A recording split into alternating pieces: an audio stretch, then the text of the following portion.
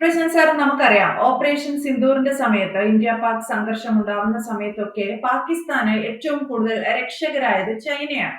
ചൈനയുടെ നിർദ്ദേശം അനുസരിച്ചാണ് പാകിസ്ഥാന്റെ ഓരോ മൂവ്മെന്റും ഓപ്പറേഷൻ സിന്ദൂറിന്റെ സമയത്ത് ഉണ്ടായത്. പക്ഷെ ഇപ്പോൾ പുറത്തു വരുന്ന വാർത്ത ചൈനയും പാകിസ്ഥാനും തമ്മിൽ ചെറിയ ചില അസ്വാരസ്യങ്ങളൊക്കെ തുടങ്ങിയിരിക്കുന്നു. ചൈന പാകിസ്ഥാന് നൽകുന്ന സഹായങ്ങളൊക്കെ പിൻവലിച്ചേക്കാൻ സാധ്യതയുണ്ട് എന്നൊക്കെയാണ്. എത്രത്തോളം ശരിയാണ് ഈ വാർത്ത? അത്തരത്തിലൊരു വാർത്ത വരുന്നു. ആ വാർത്തക്കകത്ത് കുറച്ച് നമ്മൾ വാസ്തവങ്ങൾ ഉണ്ടോ എന്ന് വിചാരിക്കേണ്ടി വരും. കാരണം കഴിഞ്ഞ ദിവസം റഷ്യൻ വിദേശകാര്യമന്ത്രിയുടെ ഒരു പ്രസ്താവന കേട്ടായിരുന്നു. RIC പഴയതുപോലെ റഷ്യ ഇന്ത്യ ചൈന ബന്ധം പുനഃസ്ഥാപിക്കുന്നതിന് വേണ്ടി ആലോചനകൾ നടക്കുന്നു. ഏതാണ്ട് 20ഓളം ചർച്ചകൾ ഇതുവരെ നടന്നു കഴിഞ്ഞു. അത് ഒരു പക്ഷേ പൂർണ്ണതയിൽ എത്തിയേക്കാം എന്നുള്ള രീതിയിലേക്ക് ഒരു കാര്യം വരുന്നു. അതവിടെ നിൽക്കട്ടെ. അതുകൂടാതെ നമ്മൾ കഴിഞ്ഞ കുറെ ദിവസമായിട്ട് പഹൽഗാം ആക്രമണത്തിന് ശേഷം ഇന്ത്യയുടെ തിരിച്ചടി അല്ലെങ്കിൽ അതിനുശേഷമുള്ള ചില കാര്യങ്ങളും പരിശോധിക്കുമ്പോൾ ഇതിനകത്ത് ചില കാര്യങ്ങൾ ഉണ്ടോ എന്ന് നമുക്ക് വിചാരിക്കേണ്ടി വരും. കാരണം പഹൽഗാം ആക്രമണത്തിന് ശേഷം സിന്ദൂർ തിരിച്ചടിയുടെ ഭാഗമായിട്ട് ചൈന ഒരുപക്ഷെ പാകിസ്ഥാന്റെ കൂടെ നിൽക്കുന്നു, അതിന്റെ കൂടെ തുർക്കി നിൽക്കുന്നു, അതിന്റെ അസർബൈജാൻ നിൽക്കുന്നു. പക്ഷെ ആ സമയത്ത് തന്നെ ചൈന ഒരഭിപ്രായം കൂടി പറയുന്നു, തെറ്റായി പോയി, അതിനകത്ത്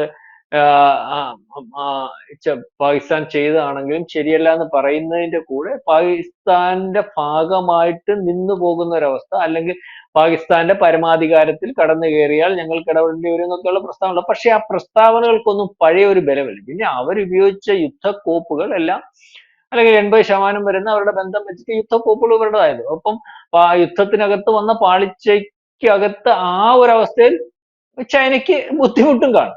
അപ്പം ഇതിനകത്ത് പ്രധാനപ്പെട്ട ഒരു വിഷയം എന്ന് പറഞ്ഞാൽ ഇതിന് ശേഷം അല്ലെങ്കിൽ ഈ യുദ്ധം നടന്നുകൊണ്ടിരുന്നപ്പോൾ അമേരിക്കയുടെ ഒരു നീക്കമാണ്. ഈ അമേരിക്ക എന്ന് പറയുന്ന രാജ്യം ഈ ട്രംപ് ഇപ്പം കാണിക്കുന്നതിനകത്ത് നമുക്കിടെ നാട്ടിലുള്ള സാധാരണക്കാരെല്ലാം ഇപ്പൊ ട്രംപിനെ ചീത്ത വിളിച്ചുകൊണ്ടിരിക്കും. ചതിയന വഞ്ചകന മറ്റേ മറിച്ച് രാജ്യങ്ങൾ തമ്മിലുള്ള പ്രശ്നം എങ്ങനെയാ നമുക്കറിയത്തില്ല. ട്രംപിന്റെ ഇപ്പോഴത്തെ ഒരു നിലപാടുകൾ, മാധ്യമങ്ങൾ ചർച്ച ചെയ്യുന്ന നിലപാടുകൾ ശരിയാണെന്നുണ്ടെങ്കിൽ ട്രംപ് ചതിയനാണെന്നുള്ള രീതിയിലേക്ക് നമ്മൾക്കിടയിൽ പോലും ഒക്കെ ഒരു ട്രംപിനോടുള്ള നേരത്തെയുള്ള സ്നേഹം മാറിയല്ലോ. അപ്പം ഇത് പാകിസ്ഥാന്റെ ഈ സിന്ദൂർ ഓപ്പറേഷന്റെ സമയത്ത് നമുക്ക് ഫീൽ ചെയ്തു. അതിനുശേഷം ഉള്ള അദ്ദേഹത്തിന്റെ നീക്കങ്ങൾ നമ്മൾ ചെയ്യില്ല. അന്താരാഷ്ട്ര മാധ്യമങ്ങൾ വരുന്ന വാർത്തകൾ നമ്മളൊക്കെ ശ്രദ്ധിക്കുന്നതായതുകൊണ്ട് നമുക്കത് കൂട്ടി വായിക്കേണ്ടി വരും. അതായത് അമേരിക്ക ഒരിക്കലും ട്രംപ് അല്ല, അമേരിക്ക ഒരിക്കലും ഇന്ത്യയും ഒരു യുദ്ധ സമയത്ത്, പാകിസ്ഥാനായിട്ടുള്ള യുദ്ധ സമയത്ത് ഇതുവരെ നമ്മളെ സഹായിച്ചിട്ടില്ല. അറിയാമോ? ഇത്രയും ദിവസത്തിനകത്ത് സഹായിച്ചില്ല. കഴിഞ്ഞ പ്രാവശ്യവും കഴിഞ്ഞ സിന്ദൂറിനകത്ത് നമ്മളെ സഹായിച്ചിട്ടൊന്നുമില്ല, ഇടപെടത്തില്ലെന്ന് പറഞ്ഞു. അവസാനം പാകിസ്ഥാൻ കരഞ്ഞു കൂവിയപ്പോൾ ഇടപെടണം, രണ്ട് രാജ്യങ്ങൾ ശ്രദ്ധിക്കണമെന്ന് പറയുകയും അല്ലെങ്കിൽ ആണവായുധത്തിന്റെ വിഷയം വന്നപ്പോൾ പാകിസ്ഥാൻ വെപ്രാളം പിടിക്കുകയൊക്കെ ചെയ്തു. നമ്മൾ പിന്നെ നമ്മളോട് ഡയറക്റ്റ് ചെയ്തതിന് ശേഷം അപ്പം ഇതിന് ശേഷം അല്ലെങ്കിൽ ഈ യുദ്ധം നടന്നുകൊണ്ടിരിക്കുന്ന സമയത്തും ഒക്കെ ഒരുപക്ഷെ ഇന്ത്യയുടെ ഭാഗമാകത്തില്ല, ആരുടെയും ഭാഗമാകത്തില്ല. പാകിസ്ഥാനും എനിക്ക് വേണ്ടപ്പെട്ട സുഹൃത്താണ്, ഇന്ത്യയും എനിക്ക് വേണ്ടപ്പെട്ട സുഹൃത്താണെന്ന് പറയാൻ ട്രംപ് തയ്യാറായത്. ആ സമയത്ത് തന്നെ നമ്മൾ കൊടുക്കരുതെന്ന് പറഞ്ഞപ്പോഴും IMFന്റെ പൈസ കൊടുക്കുന്നതിന് ട്രംപ് ഇടപെടുന്നു, പൈസ കൊടുക്കുന്നു. അതിനുശേഷം ആ പൈസ അവിടുത്തെ ഭീകരവാദികളുടെ അല്ലെങ്കിൽ ഭീകര കേന്ദ്രങ്ങൾ പണിയുന്നതിന് തിരിച്ചു കൊടുക്കുന്നു. ഇതിനകത്തൊന്നും അന്താരാഷ്ട്ര മാധ്യമങ്ങൾ ഇപ്പൊ വ്യക്തമായിട്ട് പറഞ്ഞിട്ടും അമേരിക്ക പോലുള്ള രാജ്യം അഭിപ്രായം പറയുന്നില്ല. അപ്പം ഇതിനകത്ത് ഒരു നീക്കം മുനീറുമായിട്ട് അല്ലെങ്കിൽ അവിടുത്തെ സൈനിക മേധാവിയുമായിട്ട് രാജ്യത്തിനപ്പുറം ട്രംപും ആയിട്ട് വന്നിട്ടുണ്ട് എന്നുള്ള വാർത്തകളും ഉണ്ട്. അപ്പം അതിനകത്ത് മുനീറിന്റെ ക്രിപ്റ്റോ കറൻസിയുടെ കമ്പനി, അതിന്റെ പ്രധാന ഷെയർകാരൻ മുനീർ ആകുന്നു. അതിനകത്ത് അത്രത്തോളം ഷെയർകാരൻ ഇയാളുടെ മരുമോനാകുന്നു, മകളാകുന്നു. അപ്പം ഈ പാകിസ്ഥാനുമായിട്ട് ബന്ധപ്പെട്ട് ഒരു വലിയ ബിസിനസ്സിന് വേണ്ടി തയ്യാറാകുമ്പോൾ പാകിസ്ഥാന് ഫേവർ ചെയ്യാൻ ട്രംപ് നിൽക്കുന്നു. ട്രംപ് ഫേവർ ചെയ്തുമ്പോൾ അത് അമേരിക്കയുടെ ഫേവർ ആവുന്നു. അതിനു വേണ്ടി ഫേവർ ചെയ്യുന്നതിന് പകരമായിട്ട് അറിയാമല്ലോ, അമേരിക്കയുടെ ഒരു സോക്കർ ഇപ്പൊ തന്നെ യുക്രൈനിലെ കാര്യം നമുക്ക് പരിശോധിച്ചാൽ, യുക്രൈനിൽ അമേരിക്കയിലെ ഭൂരിഭാഗം പ്രദേശത്തും സഹായിച്ചു എന്ന് പറഞ്ഞിട്ട് ഇപ്പൊ അമേരിക്ക വാട്ടത്തിന്റെയാണ്. കാരണം ഏറ്റവും കൂടുതൽ ധാതു സമ്പത്തുകളുള്ള ഒരു സ്ഥലമാണ് യുക്രൈൻ. ഇതുപോലെ അമേരിക്ക എല്ലായിടവും സഹായിക്കും. ഇതേ സ്വഭാവം തന്നെ ചൈനയ്ക്കും ഉണ്ട്. ചൈന പ്രധാനപ്പെട്ട ബിസിനസ് റിയൽ എസ്റ്റേറ്റാ. പല രാജ്യങ്ങളിലും കൊണ്ടുവന്ന് ഒരു തുറമുഖം പണിഞ്ഞു തരാമെന്ന് പറയുമ്പോൾ ആ തുറമുഖം പണിഞ്ഞു തരാം. അപ്പൊ ആ തുറമുഖത്തിനോടനുബന്ധിച്ചിട്ടുള്ള ഒരു 100 ഏക്കറിനകത്ത് ഞങ്ങളുടെ സാധനം മാത്രമേ വിൽക്കാനൊക്കൂ ഇത്ര കൊല്ലത്തേക്ക് ഞങ്ങൾ അവിടെ കച്ചവടം നടത്തും. അപ്പൊ ഇങ്ങനെ ഓരോ രാജ്യങ്ങളെയും പെടുത്തി നിൽക്കുന്ന ഒരു രാജ്യമാണ് ചൈന. ആ സമയത്ത് ഈ പെടുത്തലിന്റെ കൂട്ടത്തിൽ നമ്മൾ പെട്ടുപോകത്തില്ലേ? നമ്മൾ ഈ ഒരു ചതിയുമായിട്ട് ഒരാളിറങ്ങിയാൽ അവൻ ചതിക്കകത്ത് വീണു പോകുന്ന പറഞ്ഞ പോലെ ശ്രീലങ്കയിൽ പോയി തുറമുഖം പണിഞ്ഞ് അവിടെ ഇപ്പൊ കപ്പൽ വരുന്നില്ല. അവിടെയുള്ള പൈസ പോയി. മാലി പോയി. മാലിയിൽ ഈ പറഞ്ഞ പോലെ പൈസ കൊണ്ട് കൊടുത്ത് അവസാനം അവന്മാര് പൈസ മേടിച്ച് കച്ചത്തി വെച്ചിട്ട് ഈ ആവശ്യം വന്നപ്പോൾ നമ്മുടെ കൂടെ വന്നു. നേപ്പാളിൽ പോയി. അങ്ങനെ പല രാജ്യങ്ങളിലും ഇപ്പൊ ചൈന ശരിക്കും പറഞ്ഞാൽ പണം മുടക്കി പെട്ടു നിൽക്കുകയാണ്. ഏറ്റവും അവസാനം പാകിസ്ഥാനിലും അതാണ്. പാകിസ്ഥാന് ബെൽറ്റ് റോഡിന്റെ കാര്യത്തിന് കാശ് മുടക്കി. അവിടെ ബലൂചിസ്ഥാനും അല്ലെങ്കിൽ ഖൈബർ പഖ്തൂൺഖ്വ എല്ലാം കൂടെ അല്ലെങ്കിൽ മറ്റേ POK-യിലും എല്ലാം വിഷയമാണ്. അങ്ങോട്ടും ഇങ്ങോട്ടും ചരിക്കാൻ വയ്യ, ട്രക്കുകൾ ഓടിക്കാൻ വയ്യ, ഉദ്യോഗസ്ഥന്മാരെ വെച്ച്. അതുപോലെ തന്നെ ഖദാർ തുറമുഖത്തിനകത്ത് ബലൂചിസ്ഥാനിൽ പൈസ മുടക്കി.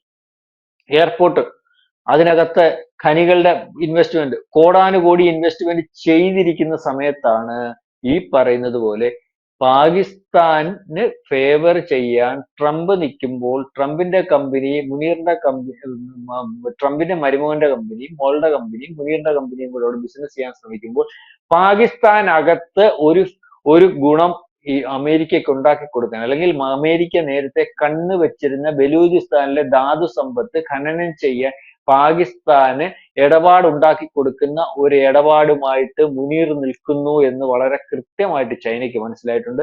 ചൈനയെ സംബന്ധിച്ചിടത്തോളം ചൈനയും അമേരിക്കയും തമ്മിൽ ശത്രുക്കളാണ്. വളരെ കാലം കൊണ്ടേ ശത്രുക്കളാണ്. ഇവിടെ പാകിസ്ഥാനകത്ത് ഇവർക്ക് വ്യോമത്താവളം ഉള്ളതാണ് അമേരിക്കയ്ക്ക്. അതിനകത്ത് അത് വളരെ കൃത്യമായിട്ട് ഉപയോഗിക്കുന്നത്. ഈ പറയുന്ന ബലൂചിസ്ഥാനിൽ ഖനനത്തിനും മറ്റു കാര്യത്തിനും കൂടുതൽ വലിപ്പത്തിൽ അമേരിക്ക എവിടെ വന്നാൽ ചൈനയ്ക്ക് ത്രെട്ടാവും. അതേപോലെ തന്നെ ഈ അമേരിക്ക എന്ന് പറയുന്ന രാജ്യം നമുക്ക് ത്രെട്ടാവും. ഈ അമേരിക്കയ്ക്ക് പ്രത്യേകിച്ച് ആരോടും വലിയ താല്പര്യമൊന്നുമില്ല.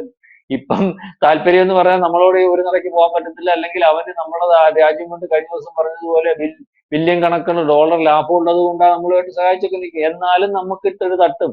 നമ്മളുടെ രാജ്യം എക്കണോമിക്കലി അങ്ങനെ മുന്നോട്ട് പോകുന്നതിനകത്ത് ബുദ്ധിമുട്ടും ഒക്കെ ഉണ്ട്. ചൈനയോടുള്ള ബുദ്ധിമുട്ടും അത് തന്നെയാണ്. രാജ്യം വളരുന്നു, അവന് എക്കണോമിക്കൽ ഗ്രോത്ത് ഉണ്ടാകുന്നു എന്ന് പറയുന്നത് ആണ് ഈ പറയുന്ന ബുദ്ധിമുട്ട്. അവരെക്കാട്ടി വലുതാവാൻ പാടില്ല. അതേ അവസരത്തിൽ ചൈനയ്ക്ക് പുറകെ, അല്ലെങ്കിൽ ഒരുപക്ഷെ ചൈനയെക്കാട്ടി മുമ്പേ ഓടാൻ സാധ്യതയും വളർച്ച ഉണ്ടാവാൻ സാധ്യതയും ഒക്കെ ഉള്ള രാജ്യമാണ്. അപ്പം ഈ ഒരു വരവ് ഇപ്പം നമ്മൾക്ക് കുഴപ്പമില്ല. കാരണം ചൈനയെക്കാട്ടിൽ നമ്മുടെ നേരത്തെ ഉള്ള ഈ രീതി വെച്ചാണെങ്കിൽ RIC അല്ലെ റഷ്യ ഇന്ത്യ ചൈന ബന്ധം പുനഃസ്ഥാപിക്കാൻ ശ്രമിക്കുന്നതിന് മുമ്പുള്ള രീതിയിലാണെങ്കിൽ, ചൈനയും പാകിസ്ഥാനും തമ്മിൽ ഒരേ മനസ്സുമായിട്ട് നിൽക്കുന്ന സമയത്താണെങ്കിൽ ബലൂചിസ്ഥാൻ മേഖലയിൽ അമേരിക്ക വരുന്നതിനകത്ത് നമുക്ക് ബുദ്ധിമുട്ട് ഇല്ല. പക്ഷെ അമേരിക്ക ബലൂചിസ്ഥാൻ ഇടപെടുമ്പോൾ നമ്മൾക്ക് ബുദ്ധിമുട്ടില്ല. ഒരുപക്ഷെ ആക്സസ് കൂടുമോ കുറയുമോ എന്നൊക്കെ ഉള്ള കാര്യം നാളെ അവിടെ വന്നതിന് ശേഷം മനസ്സിലാവുന്നത്. പക്ഷെ ഇതിനകത്ത് കാശ് മുടക്കി നിൽക്കുന്ന, കോടാനുകോടി രൂപ മുടക്കി നിൽക്കുന്ന ചൈനയ്ക്ക് ഇത് വലിയൊരു നഷ്ടമാണ്. ചൈനയ്ക്ക് സഹിക്കാൻ പറ്റുന്നതിനപ്പുറമാണ്.